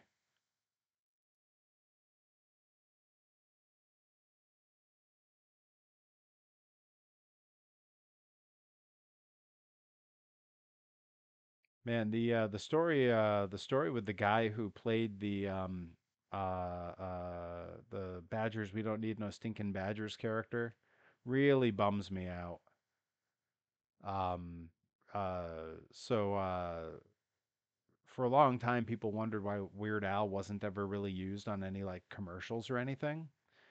And it was because he had gotten a bad rep for turning commercials down. That companies decided, oh, he doesn't want to do commercial work, which wasn't true.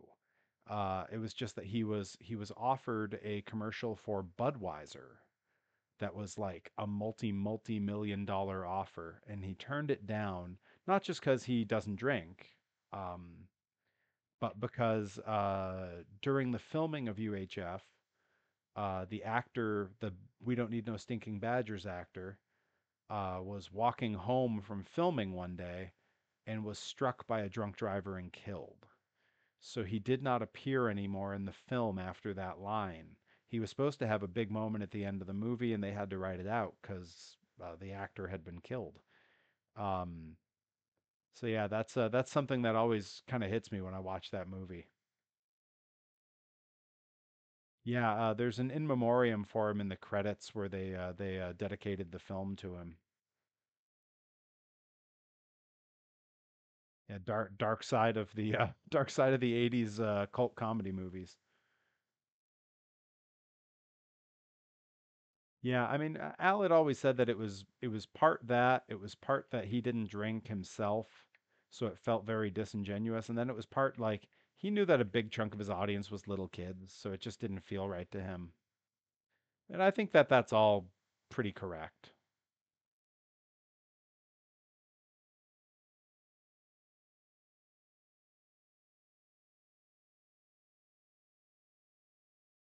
Wait, hang on, I'm getting caught up on the chat. I just saw Adam said I started playing Monster Truck Destruction again on my phone. I saw they had flags you could put on the trucks. Oh, no way.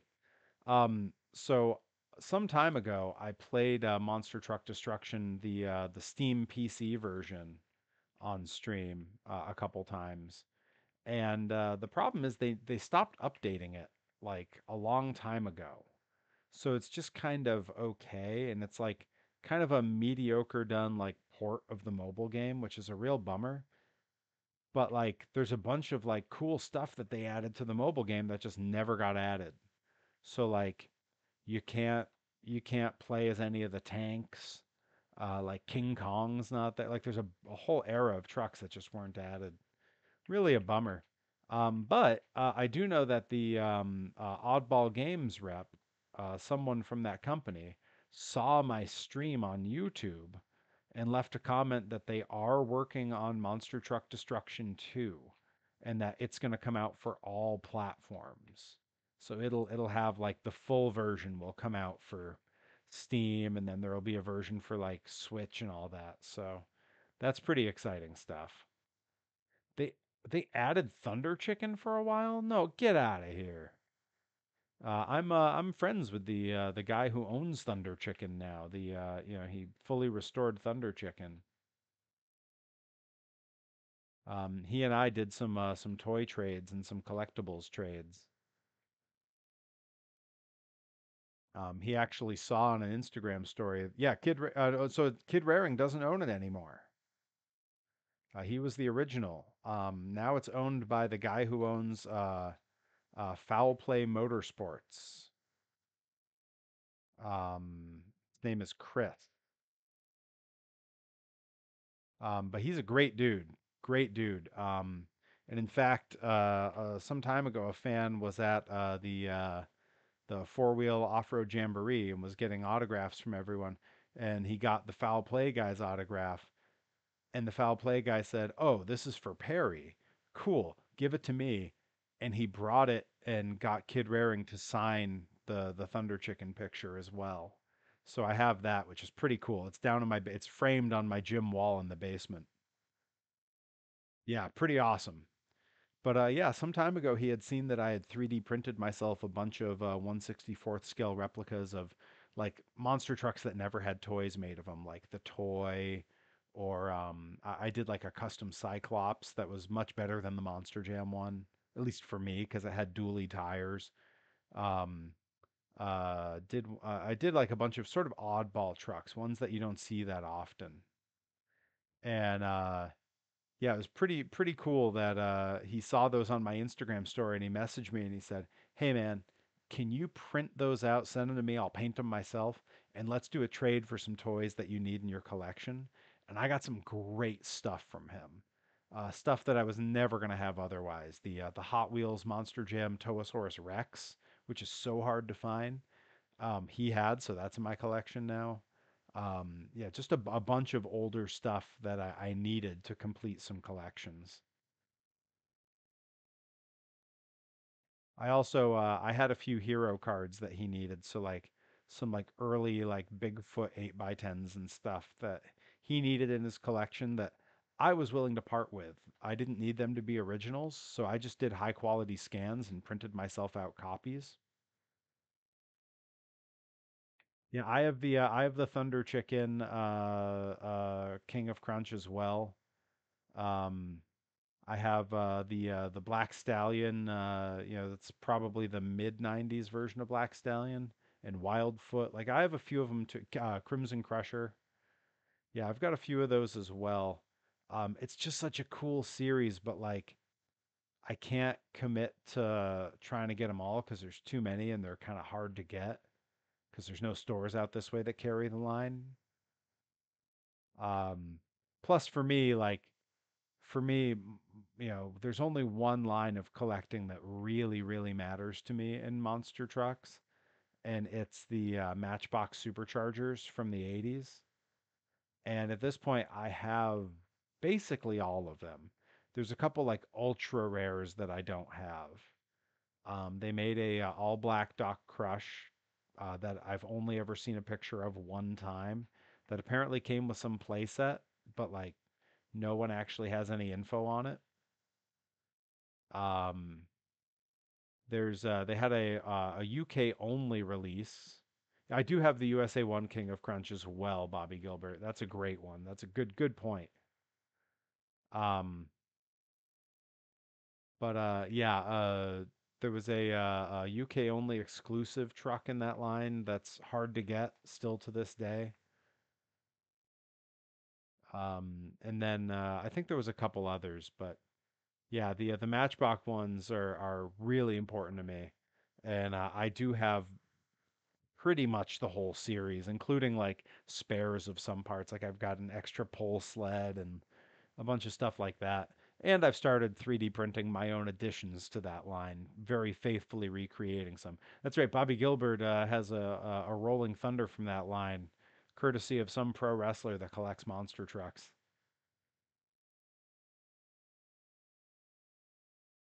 All right, let's see. How am I doing on the points here? Oh, geez, we haven't even gotten this thing up to silver yet. Yikes.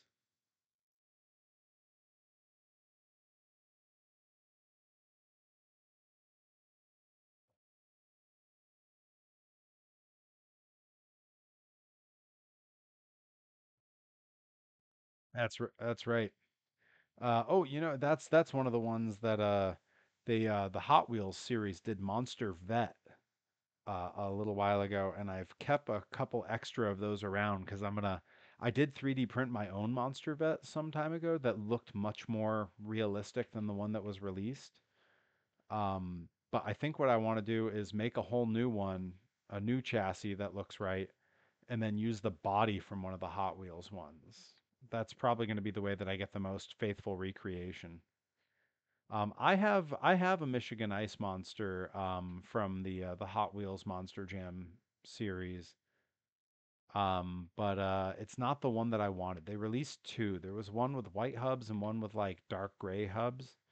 I have the dark gray one, and it's a different body style. It doesn't really look right to me. But I wanted the white hubs one. That's really more my style. And even that one I might rip apart and put on a 3D printed chassis to just make it look like a Matchbox supercharger. Like that really feels like my jam. Yeah, the scale of the modern style tires, Spin Master or Hot Wheels, just isn't for me. I like the cartoony big round ones from the old Superchargers line.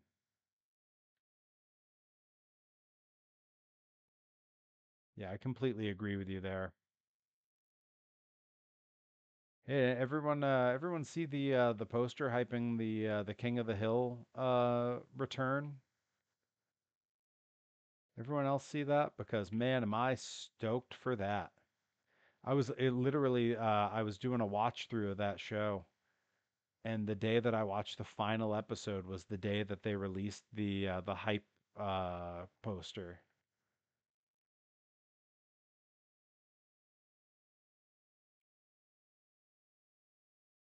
Grandma Digger, Gravedigger 1. They haven't released Gravedigger 2. Yeah, Gravedigger 2 is a must. They gotta get around to it, right? I do love the Grandma Digger figures.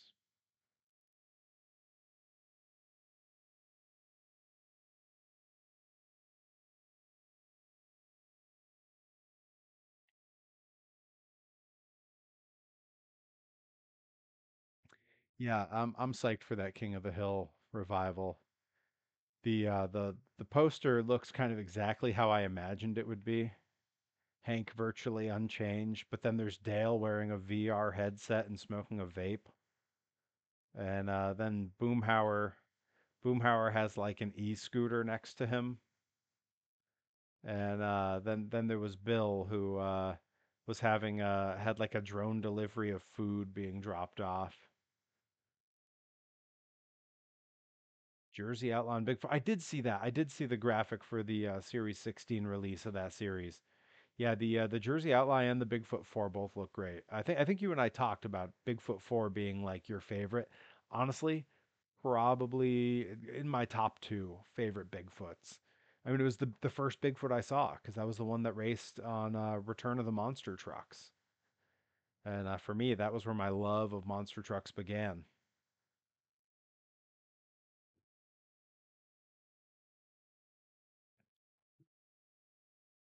All right, now we're getting there on points. We're gonna go through a couple more freestyles here, just trying to rack up what points we can, and then I'm gonna call it because I still have back and biceps tonight, man. I gotta get down in the gym and lift. I took yesterday off, recovering from the show and just doing family stuff, and got to make up for it today. Those weights won't lift themselves.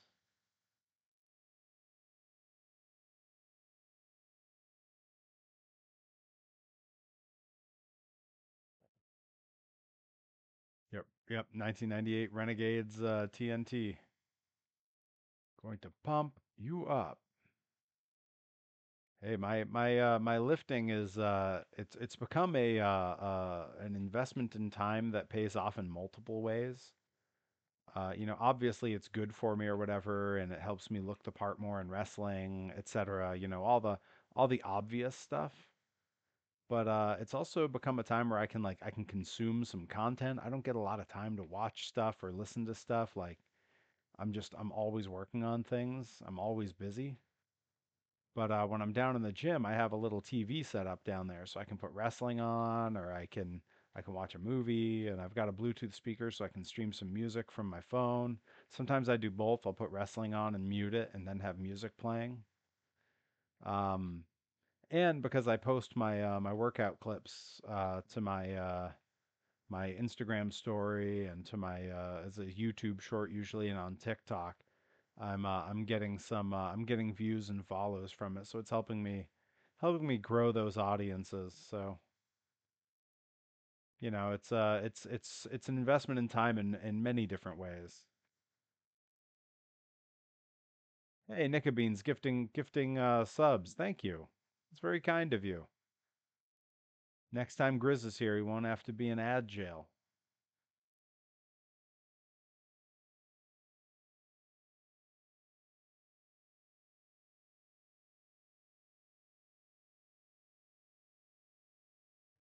Yeah, when we're about ready to wrap up here, we're gonna, as usual, we're gonna hop over and raid Mr. Johnny Torres, the voice of New England Pro Wrestling.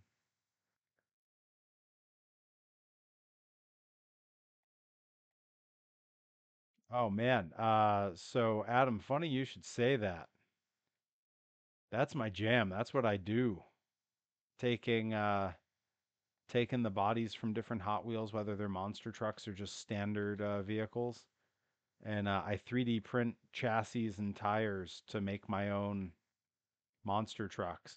Trying to think, do I have any that are in the room with me? Sometimes I have some that are in progress here. Yeah, I do actually. I have one I'm working on. I'm gonna show you right in the corner here.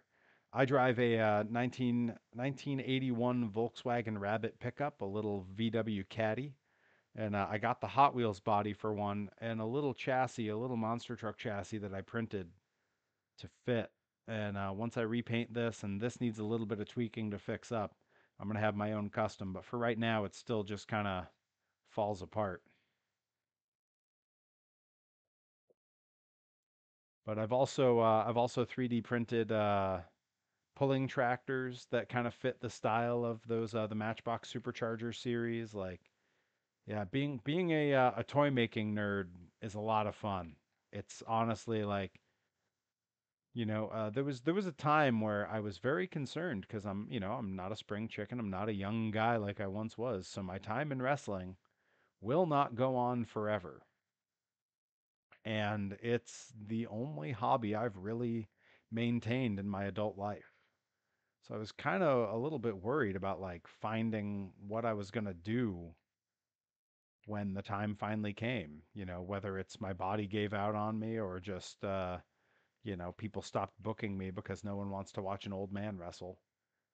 Uh I'd been worried about like what was I going to do, with my spare time? Like what was I going to do for fun? And thankfully, back when the world was shut down, my wife got me a 3D printer and I taught myself how to do 3D design and printing. And it's been awesome. Wow, I lost all those points because of one crash at the end. That's a shame. Oh, good. There's a bot here telling me where the best viewers are. Good to know. You hear that, everybody? That's where the best viewers are, in case any of you were looking for the best viewers. All right, let's try that again. We can do better. But yeah, if you get the chance, Adam, and you want to check out my YouTube channel, there are a bunch of videos on there on a playlist for toy making and 3D printing, and you can see a bunch of my making of these monster trucks. I have some custom chassis that I designed on Tinkercad that fit. I took a body off of. They did that sort of throwback Gravedigger, but it was on the tube frame, so it kind of looked like Grandma Digger, but it's like the tube frame truck. Oh, you subscribed to it tonight. Oh, perfect. Hey, that's great. Thank you. I appreciate it. Yeah, I have a lot of fun stuff on there. You can watch all my vlogs from while I was in Japan, as well as the more current ones. There's a bunch where I go to monster truck shows, bunch of Disney park stuff.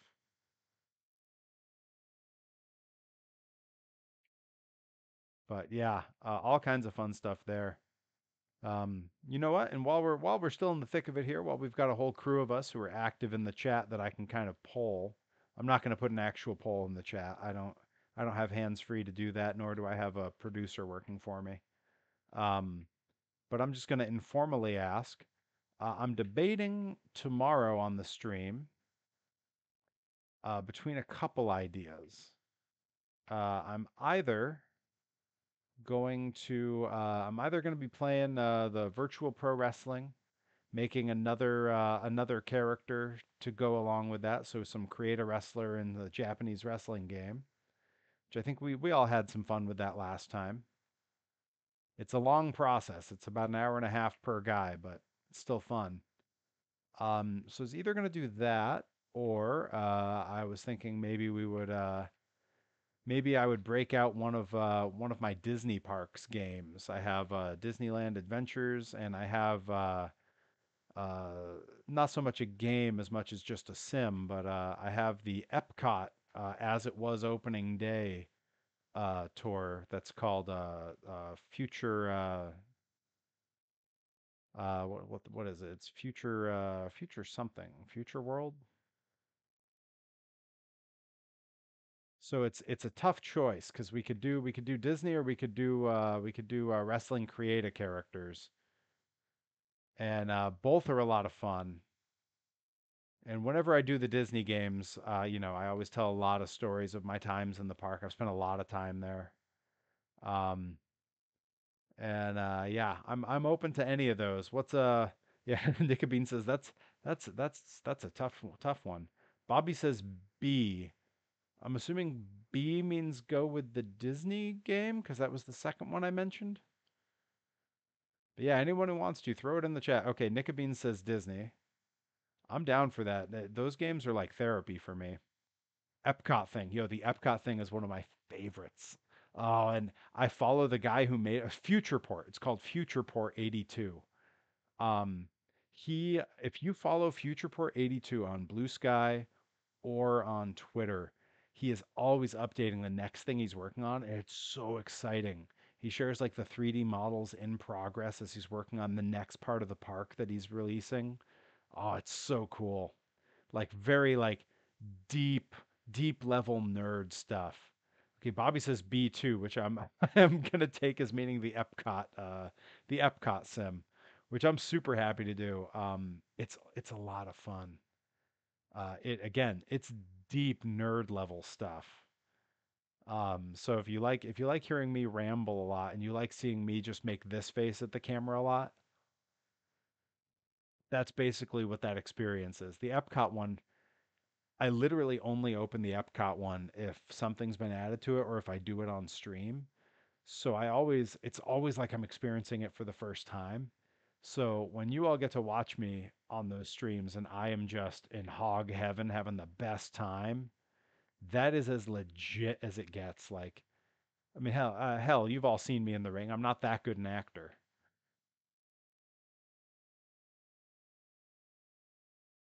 So when you see those reactions, you know it's legit.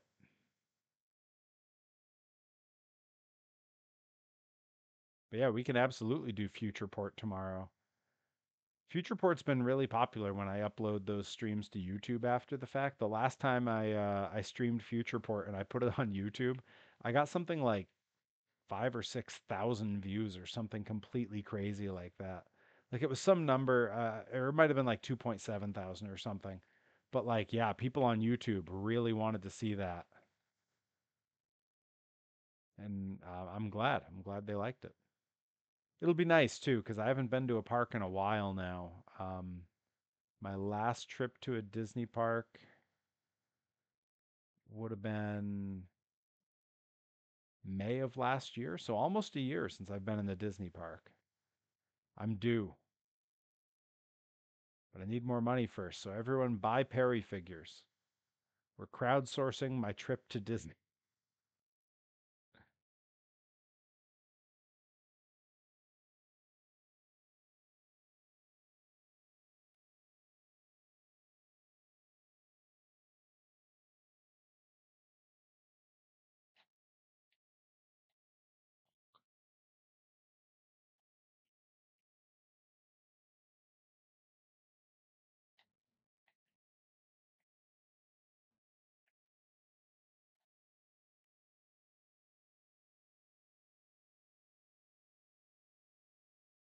But yeah, we'll do that tomorrow. We'll play some Future Port.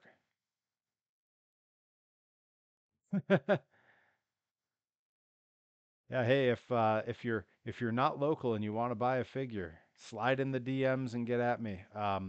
Right now, I believe what I'm going to be doing for the immediate future here is the figures will only be sold with the play sets. I have a play set designed to match the entryway at Pro Wrestling Grind, and I have a playset that I designed to match the entryway at Blitzkrieg Pro, which I'm printing the first ones of that right now, and they look so sick down on the printer. I ran down earlier checking them out, and I'm so excited. So yeah, I'm selling them as a pair at a discount, sort of a bundle price. But yeah, get at me in my DMs, and we'll make it happen. I can ship stuff out. I'm happy to do it. I mean, look, if the worst thing that happens to me is that I get too many figure orders and I'm just making toys all day, life ain't so bad, right?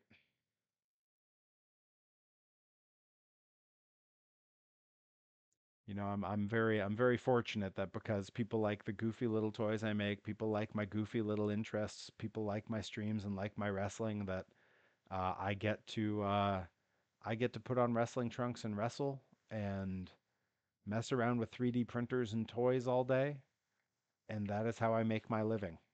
That is my full-time living currently. So that's a pretty good situation to be in at the ripe old age of 40. Hey, we were talking about Blitzkrieg and the crew that was there.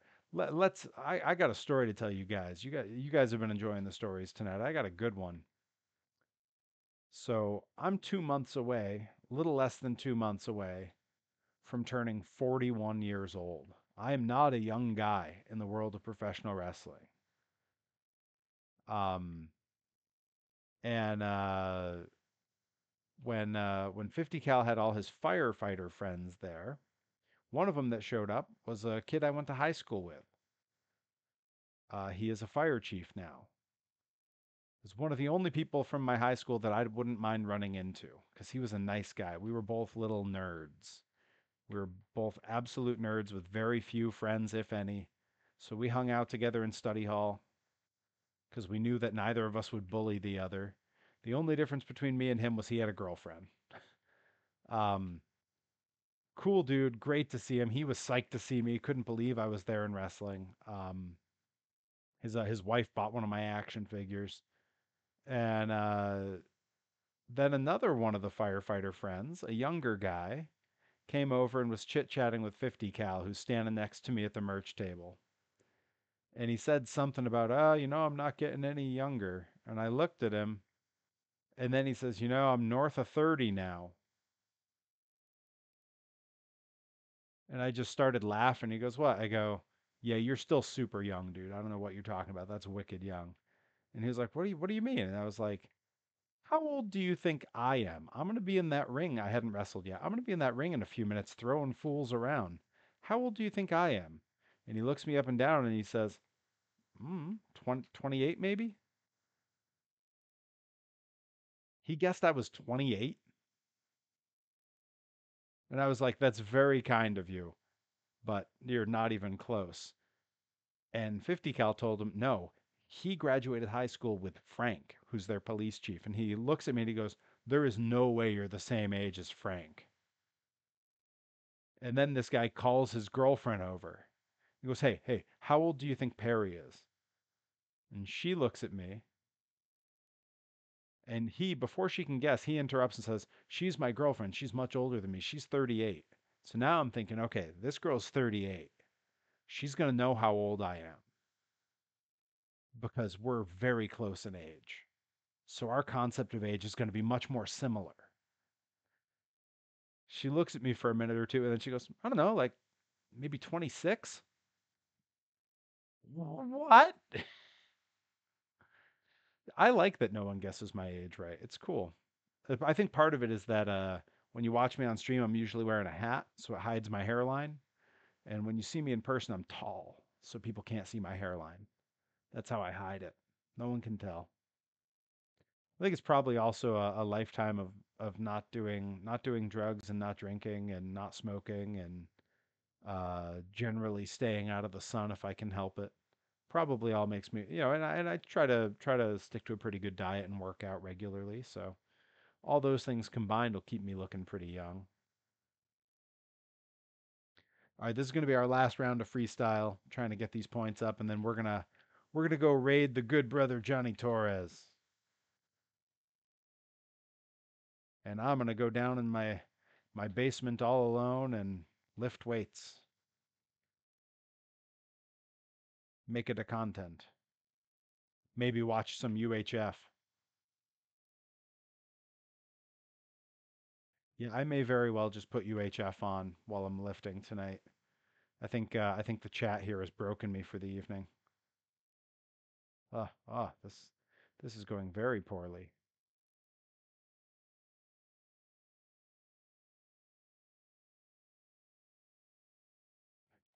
Rye, I love that. You saw the opening and you took it. Hell yeah. That's how it's done, folks. That's how you romance people. Everyone pay attention.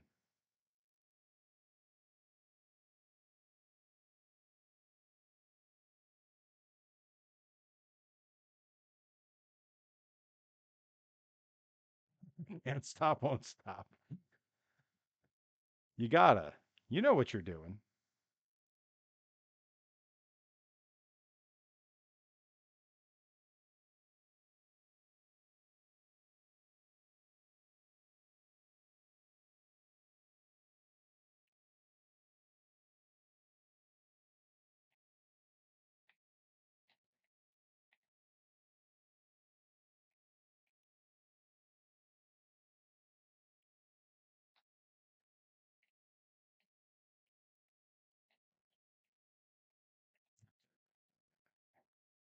Bicycle going, hit the ramp. I'm starting to get some rhythms with some of these tracks.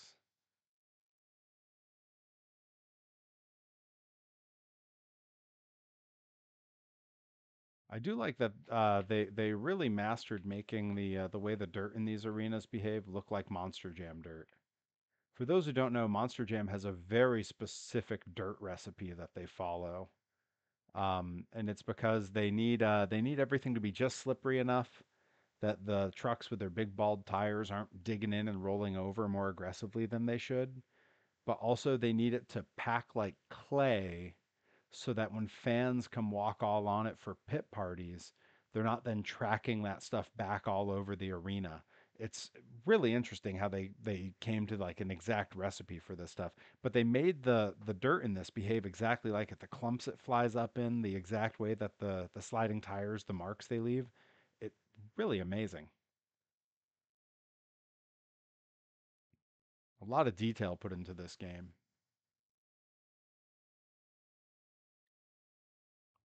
All right. I'm gonna back us on out to our little loading screen. And I'm going to thank all of you for hanging out with me tonight. That was a lot of fun. Had a good time telling some stories. I will be back tomorrow at 9 p.m. playing Futureport 82, doing a little walkthrough of retro Epcot. That's going to be a lot of fun. You're going to hear me yammer on a lot and stare at the screen in amazement and wonder. But for now, we are, as always, going to hop over and raid our good buddy Johnny Torres, the voice of New England wrestling. So I will catch you all over there in just a minute. But for now, thank you all for hanging out, and I will see you all tomorrow at 9. All righty, here we go. Take care, everybody.